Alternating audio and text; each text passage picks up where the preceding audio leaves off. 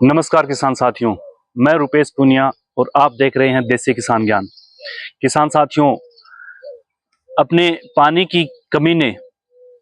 की जिन क्षेत्रों में कमी है, विशेष रूप से उनकी मैं बात कर रहा हूं, और उनके साथ साथ बढ़ते बिजली के दाम, और दूसरी बात, अगर हम सिंचाई हम जनरेटर से कर रहे हैं या फिर जो इंजन होता है उससे सिंचाई कर रहे हैं, तो डीजल के दाम भी काफी बढ़ रहे हैं। तो इन सभी ने, और इसके साथ साथ हमारी मेहनत जो है वो भी खेती में बहुत ज्यादा लगती है, तो इन सभी ने किसानों की कमर तोड़ के रख रखी है। तो क्या कोई ऐसी योजना है जिसके तहत कम पानी में ज्यादा भूमि की सिंचाई हो और डीजल की भी खपत कम हो और बिजली की भी खपत कम हो? जी हाँ किसान साथियों, एक योजना है जिसका नाम है स्प्रिंकलर सिंचाई योजना।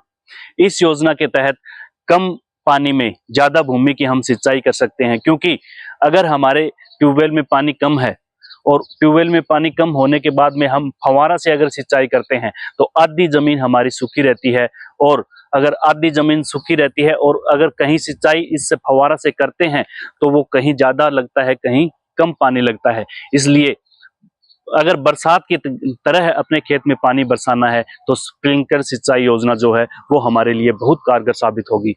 तो किसान साथियों, बने रहिए वीडियो के अंत तक, क्योंकि अगर आपने एक भी चीज मिस कर दी तो आपको सब्सिडी से वंचित रहना पड़ सकता है। किसान साथियों, सबसे पहले हम बात करते हैं कि इसका लाभ जो है वो किन्हें मिलेगा। लाभ की बात करें तो सामान्य किसान जो हैं उनको इसमें 50% सब्सिडी दी जाती है। उसके बाद में SC या ST जो किसान हैं या महिला किसान हैं उनको इसमें 70% सब्सिडी दी जाती है, और अगर लघु और सीमांत किसान हैं उनको भी इसमें 70% सब्सिडी दी जाती है। लेकिन विशेष सूखाग्रस्त क्षेत्रों की अगर हम बात करें तो वहां पे इस सब्सिडी को 80 से 90% तक भी मिल सकती है। तो अपने नजदीकी अपने क्षेत्र के कृषि पर्यवेक्षक जो हैं उनसे ये जानकारी लेते रहें कि कितनी सब्सिडी यहाँ पे अपने क्षेत्र में मिलती है। अब हम बात करते हैं कि आवेदन कहाँ करना होगा।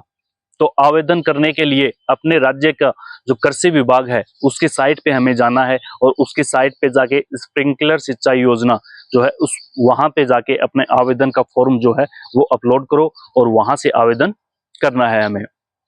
दूसरी बात, अगर मैं राजस्थान की बात करूं तो राजस्थान में rajkishan.government.rajasthan.government.in इस साइट पे हमें जाना है, और इस साइट पे जाने के बाद में हमारे आवेदन का फॉर्म वहां पे खुल जाएगा। वो खोल के जो जो आवेदन हमसे डॉक्यूमेंट्स मांगेंगे वो डॉक्यूमेंट्स हमें लगाने हैं। उसके बाद में हम बात करें दस्तावेजों की कि क्या क्या दस्तावेज इसमें चाहिए होंगे। तो दस्तावेज अगर हम बात करें, इसमें हमारा जन आधार कार्ड जो है वो लगेगा। उसके बाद में आधार कार्ड इसमें लगेगा।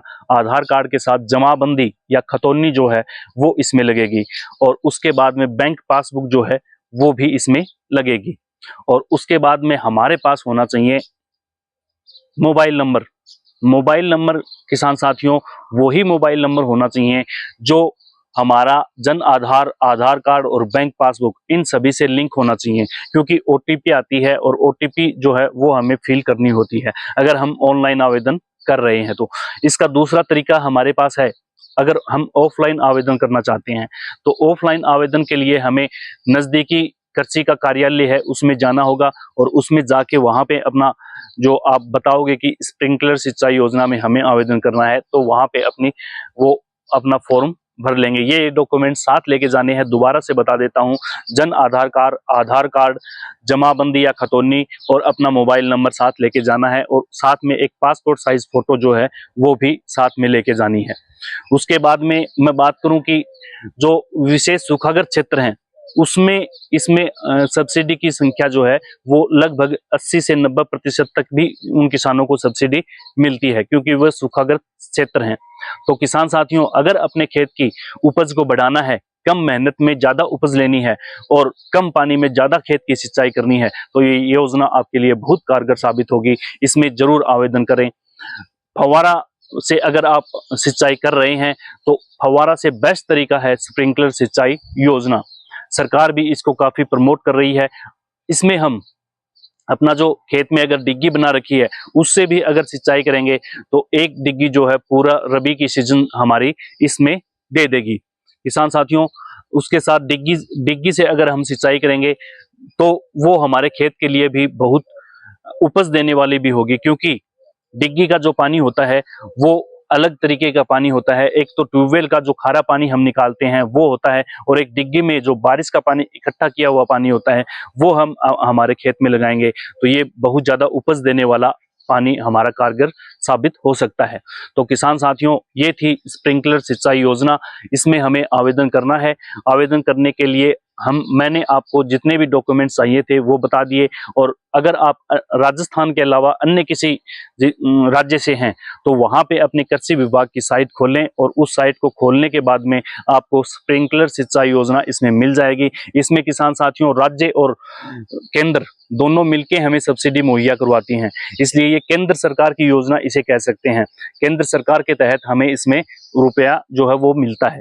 किसान साथियों, आप ये भी बताइए कि मैं वीडियो कहाँ से देख रहा हूँ, आप वीडियो कहाँ से देख रहे हो, क्योंकि अगर अगली जानकारी अगर आपको चाहिए होगी कि इसका फॉर्म कैसे भरें, ऑनलाइन में आपको फॉर्म भर के भी दिखा सकता हूं। बस आप मुझे कमेंट में ये लिख दे कि हाँ मुझे चाहिए, और अपने अन्य किसान साथियों के साथ भी वीडियो को शेयर करें, और अगर वीडियो पसंद आया हो तो इसे लाइक जरूर करें।